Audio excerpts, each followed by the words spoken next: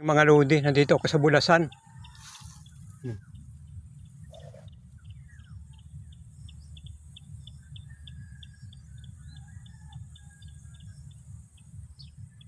Ito pala mga lodi, puting ito, ano? Dahon.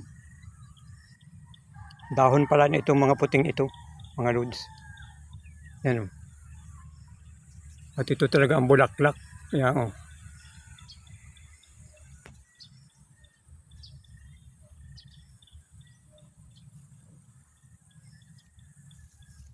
Green at puti ang dahon. Ito sa ano. Okay ang halaman ito mga lods. Sa Bulasan.